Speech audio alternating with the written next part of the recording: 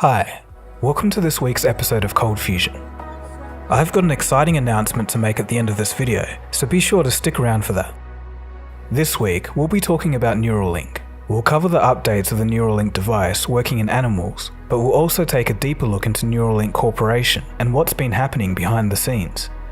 According to ex-employees, there's been some conflict within the Neuralink company walls, so let's get into it. You are watching Cold Fusion TV.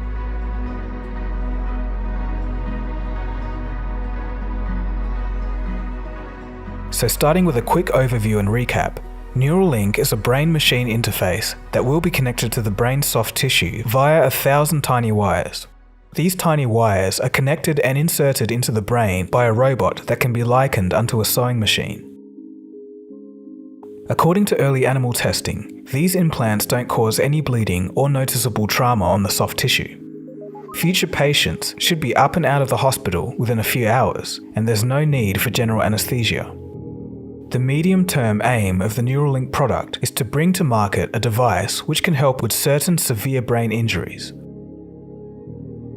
The end result will be allowing paraplegics to regain motor function, make the blind see again, or even help with anxiety. So here's a quick overview of how it works. This device, with the help of algorithms, is able to send voltages to the brain and receive voltages from the brain. In other words, the Neuralink is able to read and write to the brain. I've already done an episode explaining how this works and the technical details behind it. It's an absolutely fascinating watch if you've missed it. I'll leave a link below. Recently, the research team took to the stage to give some updates.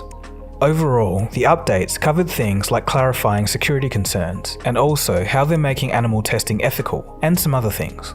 But probably the most notable was the demonstration of the long-term use of a Neuralink in a pig for the past 2 months and counting.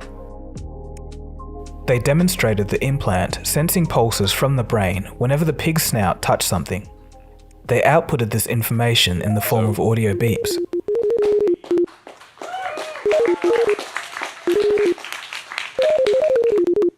And this Neuralink is implanted in the region of the brain that where the snout is located, which is actually quite a large part of a pig's brain. And there was a particularly interesting showcase beyond this. The team could take readings from neurons and use this information with the help of onboard algorithms to predict how the pig's legs are going to be moving. From there, the research team were able to compare the predicted motion with the measured motion of the pig, and the results were very consistent. This demonstrates that the Neuralink chip can potentially understand the motion of joints just by reading input signals from the brain.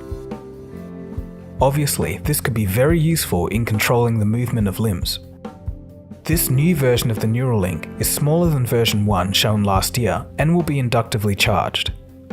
According to an employee during the question and answer session, the device shares some hardware components with some other high-volume tech like smartwatches and smartphones. This means that the final cost will be within the realm of a few $1,000s. It was also revealed that the Neuralink Corporation had been granted FDA approval under the Breakthrough Therapy designation. At this point, it should be noted that Neuralink as a concept isn't some far-out wacky idea. As described in the previous episode, it's a decades-old technology in the field of brain-machine interface research. Even as far back as 2006, people with spinal cord paralysis were able to play Pong just by using their mind after receiving a brain implant. Since then, researchers have continued to explore ways to use computers to improve brain function. Neuralink just aims to do this with much higher precision and orders of magnitude better performance. Behind the scenes, however, things have been a little less smooth. A report by the Stat publication has revealed years of internal conflict. There is a clash within the Neuralink Corporation as to how it should be run. On the one hand, it seems like a rapid-paced high-tech company, but on the other hand, it's a scientific research company that really has to wait for the slow nature of scientific discovery. Unsurprisingly, this has caused some friction. 4 former employees who wish to remain anonymous told the Stat publication of a chaotic internal nature. Since its founding in 2017, Neuralink Corporation has lost most of its founding original scientists. the number has gone from 8 to 3. These included leading experts and rising stars in brain-machine interface research. Some had previously worked with pioneering teams at places such as IBM, MIT, and Stanford University.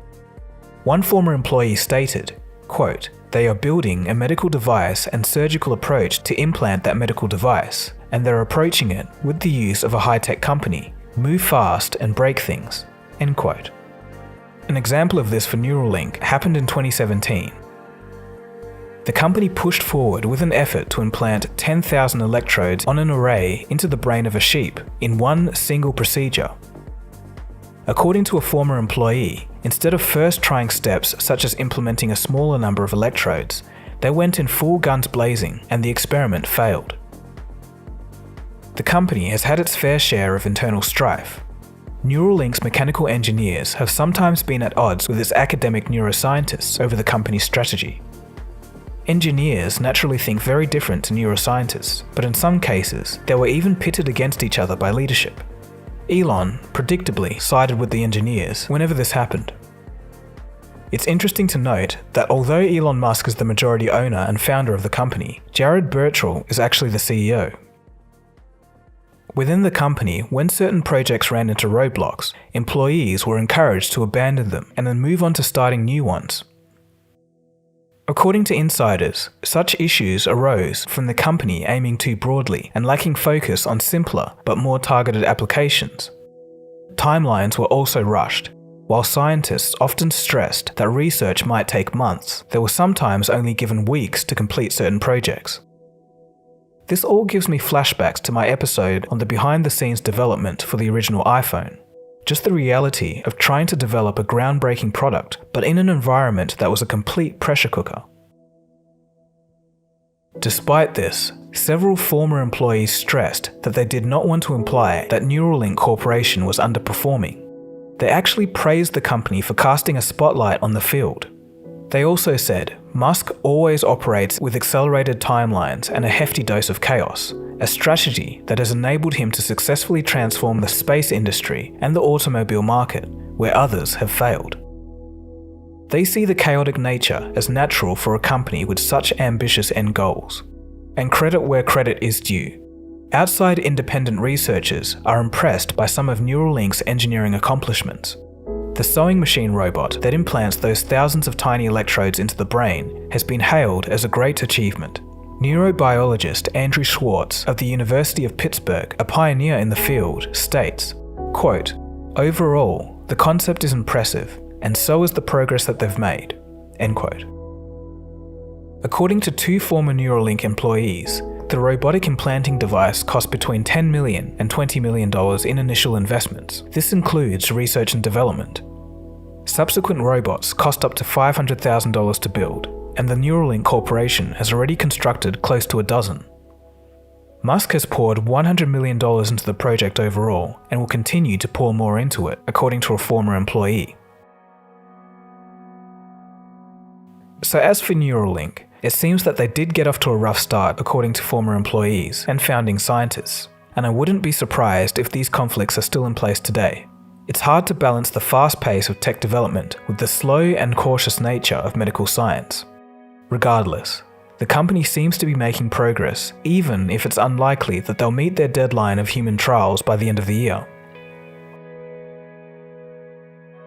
So the question remains, can the Neuralink Corporation achieve the medium-term goal of restoring motion, sight, and much more like memory and hearing loss, depression, seizures, strokes, and brain damage?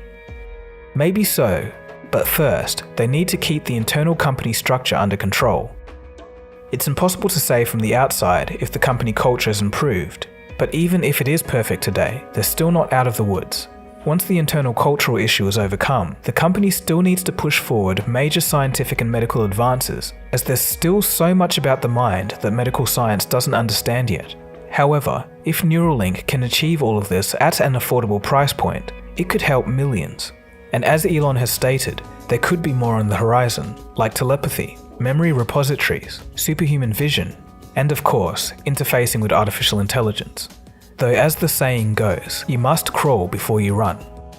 No matter the outcome, as Matt Angle, CEO of Paradromics, a competitor to Neuralink, states, quote, "This could be a chance for Neuralink to put on stage some of the things that everyone in the neuroscience community knows as possible, but many people in the general public don't know as possible. If Elon can get more attention for this field and get people really excited, I think the rising tide floats all ships." So what do you guys think? Are you for a device like the Neuralink? Do you think Musk and his team can pull it off? Or are you more skeptical? Or are you of the view that technology like this shouldn't even exist? I'll leave that for you guys to discuss in the comment section below. Check out the previous episode I did on Neuralink so you can get a full understanding and detailed overview of the technology, how it works, and its plans for future uses. A lot of you have been asking for years, so I'm finally doing it. I'm finally releasing Cold Fusion merch. This is going to be a special first edition limited run. Each shirt and hoodie will have my signature on it. I'll be sending out custom voice messages to as many of you as I can, just as a thank you. You'll also receive 2 unreleased tracks from my upcoming EP, Nostalgia Dreams.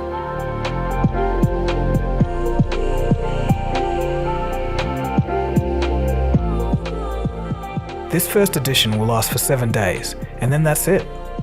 So if you do want to support the channel and keep it going, check out the links below. Anyway, if you'd like to see anything on science, technology, business or history, feel free to subscribe to Cold Fusion. My name is Dagogo, and you've been watching Cold Fusion. I'll see you again next week for the next episode. Cheers guys, have a good one.